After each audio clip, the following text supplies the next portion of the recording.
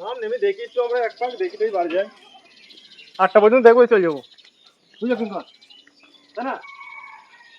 Hello বন্ধুরা, আজ সকালে আবারও নদীতে হঠাৎ উজু লাগা, সেই সাথে এই গাছার লোকগুলা কিন্তু খবর পেয়ে যায় যে কালীনগর ফেরিঘাটে কিন্তু যে উজুই শুরু হয়েছে। তো এটা কালীনগর ফেরিঘাট না, এটা হচ্ছে কালীনগর দক্ষিণ পাড়াঘাট। তো দেখতেই পাচ্ছ এক টুকটুকে মৎস্য শিকারীরা কিন্তু অবশেষে কালীনগর দক্ষিণ পাড়াঘাটে চলে এসছে।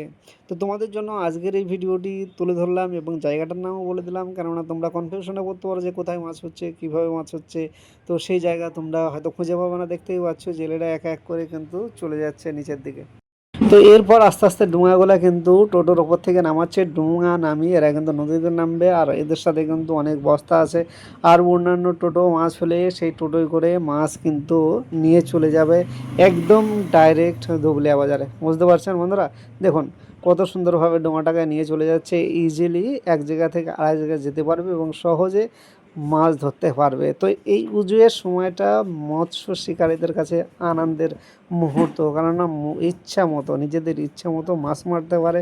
বড় বড় সাইজের মাছ পেয়ে থাকে, 7, 8, 10 কেজি ওজনের মাছ কিন্তু পেয়ে থাকে।